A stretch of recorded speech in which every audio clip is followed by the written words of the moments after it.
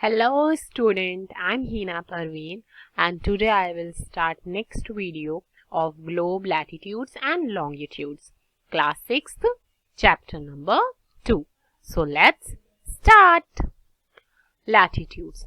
So in previous video we have already discussed about some important imaginary line like axis, equator, and in brief discussion about latitudes and longitudes.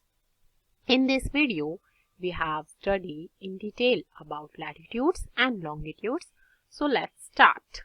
So what is the latitudes? Latitudes is nothing but it is also a imaginary line that is lie on the earth. Latitude जो होता है वो equator के parallel होता है इस तरीके से. You can see in this image latitude is a parallel of latitudes. वो भी इक्वेटर के पैरेलल लाइन पर जा रहा होता है. लैटिट्यूड्स को हम मेजर करते हैं इन डिग्रीज में. डिग्री में हम मेजर करते हैं जैसे यहाँ लिखा भी हुआ है 30 डिग्री, 60 डिग्री, 90 डिग्री. तो इस तरीके से हर एक लैटिट्यूड्स की अपनी एक डिग्री होती है.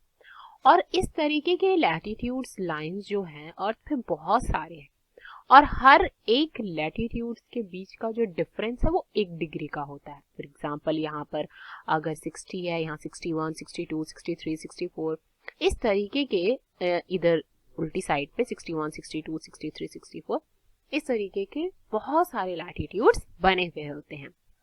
और दो लैटिट्यूड्स के बीच का जो अगर डिस्टेंस की मैं बात करूं तो वो 111 किलोमीटर होता है. और हर लैटिट्यूड जो है वो एक सर्कल होता है. क्यों? क्योंकि हमारा अर्थ सर्कल है तो लैटिट्यूड जो होगी, जो लाइन होगा वो भी क्या होगा? पूरा सर्कल होगा. इसलिए लैटिट्यूड जो होते हैं वो सर्कल होते हैं हर लैटिट्यूड.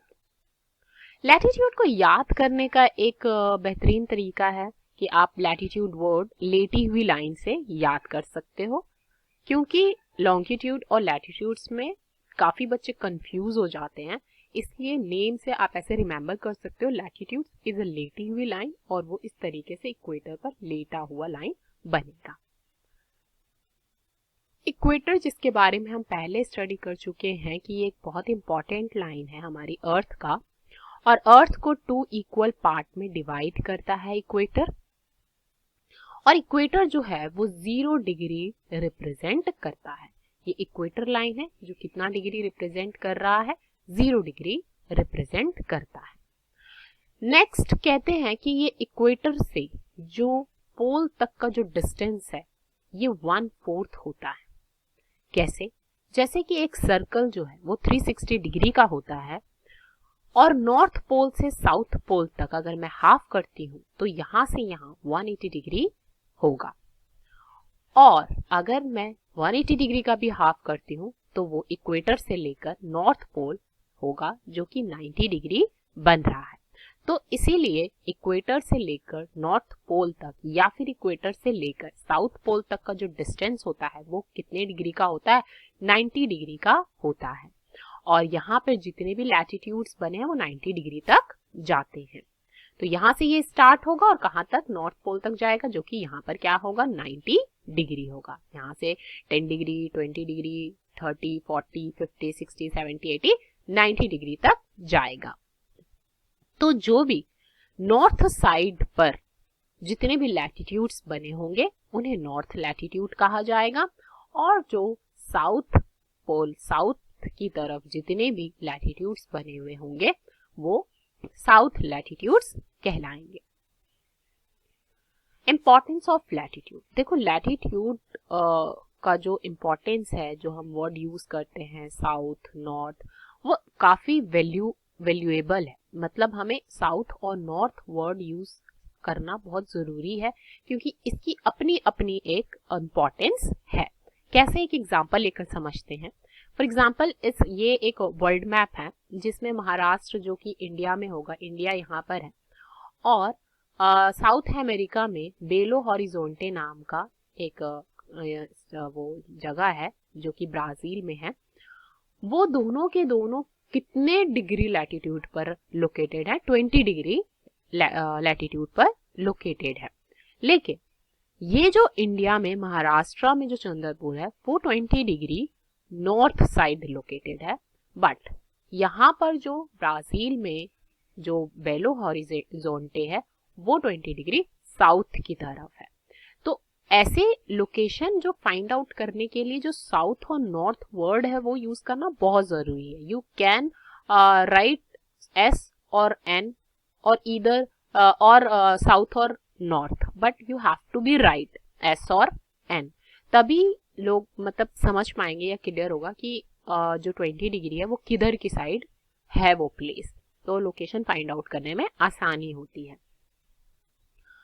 नेक्स्ट कुछ इंपॉर्टेंट पैरेलल ऑफ लैटिट्यूड्स के बारे में पढ़ेंगे, जबकि हम पहले कुछ पैरेलल लैटिट्यूड्स के बारे में पढ़ चुके हैं। हम अगेन कुछ और पैरेलल जो है लैटिट्यूड्स उसके कुछ इंपॉर्टेंट लाइन है जो हमें याद रखने जरूरी है। सारे लाइन तो हम नहीं याद कर सकते, बहुत सारे लाइन होती हैं लैटिट्यूड्स की, लेकिन कुछ जो है वो इंपॉर्टेंट लाइन है। जैसे कि यहाँ पर आर्कटिक सर्कल जो कि 66.5 डिग्री नॉर्थ की तरफ लोकेट है। सेकेंड जो है ट्रॉपिक ऑफ कैंसर जो कि 23.5 नॉर्थ की तरफ ही है। एंड ये इक्वेटर ये तो आप जानते ही हैं। एंड ट्रॉपिक ऑफ कैप्रिकॉर्न ये 23.5 साउथ की तरफ लोकेटेड है। एंड अंटार्कटिक सर्कल जो कि 66.5 पर लोकेटेड है। तो इस एरिया को ट्रॉपिक ऑफ, ये फर्स्ट लाइन हो गया हमारा ट्रॉपिक ऑफ कैंसर जो कि इंपॉर्टेंट पैरेलल ऑफ लैटिट्यूड्स है। सेकेंड ट्रॉपिक ऑफ कैप्रिकॉर्न जो कि 23.5 डिग्री साउथ की तरफ है, ये भी इंपॉर्टेंट पैरेलल ऑफ लैटिट्यूड्स है। थर्ड इज आर्कटिक सर्कल जो कि 66.5 डिग्री नॉर्थ पर है। एंड अंटार्कटिक सर्कल जो कि 66.5 साउथ की तरफ लोकेटेड है। And these are important parallel of latitudes. Heat zones of the earth. So earth पर कई जगह पर क्या होता है कि बहुत ज्यादा गर्मी होती है और कहीं ऐसी जगह होती है जहां पर मॉडरेट टेम्परेचर होता है, ना ज्यादा गर्मी ना ज्यादा ठंड। और कहीं पर हम देखते हैं कि बहुत ज्यादा ठंड होती है, लाइक कि वेरी कोल्ड, जहां पर बर्फ खूब पड़ती हो। तो हमने अर्थ पर ये 3 डिफरेंट टाइप ऑफ प्लेसेस सुने और देखे हैं। ये ऐसा क्यों और ये कौन कौन सी जगह होती है, तो इस पिक्चर को आप ध्यान से देखिए। जैसे कि हम ये पढ़ चुके हैं पहले इंपॉर्टेंट पैरेलल लैटिट्यूड्स के बारे में, तो बस इसी को हमने डिवीजन में भी करा कि ये वाला जो पार्ट है जो आर्कटिक सर्कल है और अंटार्कटिक सर्कल है, ये वाला पार्ट फ्रिजिड जोन कहलाता है। और यहाँ बहुत ज्यादा ही ठंड होती है, यहाँ पर बिल्कुल बर्फ पड़ रहा होता है, बहुत ज़्यादा ठंड होती है। यहाँ लाइफ पॉसिबल नहीं होती, लोग यहाँ से रिसर्च वगैरह के लिए ही जाते हैं, पर यहाँ कोई रहता नहीं है, रह नहीं सकता क्योंकि सब कुछ बर्फ से ढका हुआ होता है, तो यहाँ लाइफ पॉसिबल नहीं है। और ये वाला जो पार्ट है ये टेम्परेट जोन है, हेयर एंड हेयर। यहाँ पर मॉडरेट टेम्परेचर होता है, ना ज़्यादा गर्मी ना ज़्यादा ठंड होती है यहाँ पे।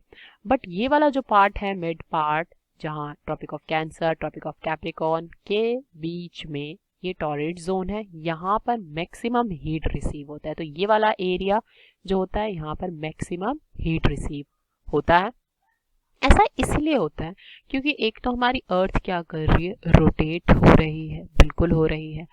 और जो सन की रेज है वो ये वाले पार्ट पर बिल्कुल सीधी स्ट्रेट पड़ती है, सन एग्जैक्टली ओवर हेड। तो ये वाले पार्ट पे बिल्कुल सन एग्जैक्टली स्ट्रेट आती है। बट यहाँ वाला हिस्सा और यहाँ वाले हिस्से में क्या होता है, सन थोड़ी तिरछी हो जाती है। सन की रेज जो होती है ना, सन की जो रेज है वो थोड़ी तिरछी आती है, इसलिए उसकी मैक्सिमम हीट रिसीव नहीं हो पाती है। एंड यहाँ तक तो फिर पहुँच ही नहीं पाती, इसलिए ये बिल्कुल बर्फ जमे हुए रहते हैं इस हिस्सों पर। इसलिए यहाँ पर बर्फ होते हैं, यहाँ पे टेम्परेचर नॉर्मल होता है, मॉडरेट होता है, और ये वाले पार्ट पे मैक्सिमम हीट रिसीव होता है। So the mid day sun exactly overhead at least once a year. और ये all latitude in between Tropic of Cancer, Tropic of Capricorn, इनके बीच में जितने भी लैटिट्यूड्स हैं उन सारे एरियाओं पे मैक्सिमम हीट रिसीव करता है और इन एरिया को हम क्या कहते हैं, टॉरेड जोन कहते हैं। और जहाँ पर मॉडरेट टेम्परेचर होता है, जहाँ पर हीट मैक्सिमम नहीं होती है, तो उस एरिया को हम कहते हैं टेम्परेट जोन। और जिस एरिया लाइक आर्कटिक सर्कल का और अंटार्कटिक सर्कल पे जहाँ पे बहुत ज़्यादा ठंड होती है क्योंकि सन की रेज वहाँ नहीं पहुँच पाती है, तो उसे हम फ्रिजिड जोन कहते हैं। लॉन्गिट्यूड।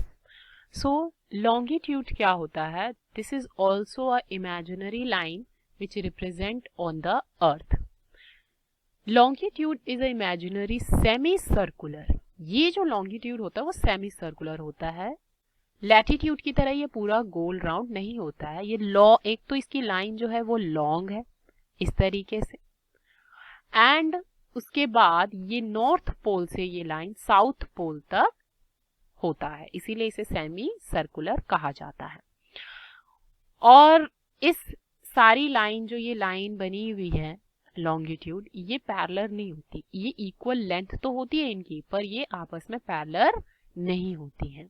लॉन्गिट्यूड को भी हम डिग्री में ही मेजर करते हैं, जैसे यहाँ इमेज में देख भी रहे होंगे 15 डिग्री, 30 डिग्री, 45 डिग्री। हर लॉन्गिट्यूड का अपना एक डिग्री होता है, इन्हें भी हम डिग्री में ही मेजर करते हैं। और हर डिग्री को हम डिवाइड करते हैं into minutes and minutes divided into seconds.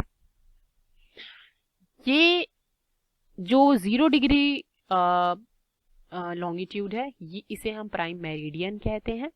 और प्राइम मेरिडियन के इधर साइड ईस्ट होता है और ये साइड वेस्ट वाले लॉन्गिट्यूड्स होते हैं।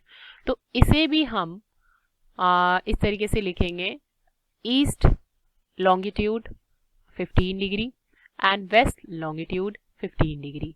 मीन्स यहाँ पे भी जो ईस्ट और वेस्ट है इसकी अपनी अपनी एक वैल्यू है और ये बहुत इम्पॉर्टेंट है, तभी हम किसी लोकेशन को फाइंड आउट कर सकते हैं। तो हमें 15 degree east and 15 degree west दोनों एक का अपना अपना एक इम्पॉर्टेंस है, और हमें जब भी डिग्री आप लिखो तो साथ में ईस्ट वेस्ट लिखना बहुत ज़रूरी है। ईस्ट रिप्रेजेंट करता है east side of the earth, west represent करता है west side of the earth. ये 15 डिग्री ईस्ट इधर की साइड होगा और 15 डिग्री वेस्ट इधर की साइड होगा। तो ईस्ट वेस्ट की अपनी एक इम्पॉर्टेंस है।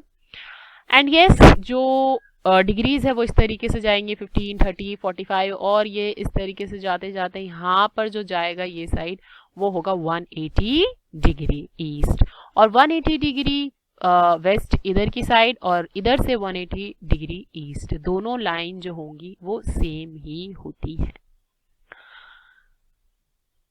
Okay, next is prime meridian. Prime meridian क्या होता है? एक्चुअल में प्राइम मेरिडियन हमारे अर्थ को 2 इक्वल पार्ट में डिवाइड करता है वर्टिकली। तो इस तरीके से eastern hemisphere and western hemisphere 2 equal parts में डिवाइड होते हैं। ये जो प्राइम मेरिडियन लाइन जो है जो कि 0 डिग्री होता है, और ये भी एक इमेजिनरी लाइन है, एक्चुअल में ये डिवाइड नहीं करा हुआ है अर्थ को, ये भी this is also a imaginary line. तो ये जो imaginary line north to south आता है, तो यहाँ पर इस लाइन को कहा जाता है कि ये ग्रीनविच जो कि लंदन में है, यहाँ से ये पास होता है, उस कंट्री से ये लाइन पास होती है। तो ये जो प्राइम मेरिडियन है काफ़ी इम्पॉर्टेंट है। और दूसरी बात याद रखने की ये है कि ये लाइन जो है वो एक तो नॉर्थ टू साउथ की तरफ लाइन ये बनी हुई है, और ये जो लाइन पास करती है वो कहाँ से पास करती है? ग्रीनविच से पास करती है, जो कि लंदन में है। ये हमें हेल्प करेगा टाइम के बारे में, जब हम स्टडी करेंगे तो ये लाइन काफ़ी हेल्प करता है ये जानने के लिए कि किस तरीके से अलग अलग कंट्रीज़ में अलग अलग टाइम होता है और क्या डिफरेंस होता है टाइम का। फिलहाल के लिए बस इतना ही कि प्राइम मेरिडियन क्या होता है, वो जो हमारे अर्थ को वर्टिकली 2 पार्ट्स में डिवाइड करता है, that is prime meridian, and equally 2 parts में डिवाइड करता है अर्थ को। सो डिवाइड करके ये साइड ईस्टर्न हेमिस्फेयर बनेगा और इधर की साइड वेस्टर्न हेमिस्फेयर होगा।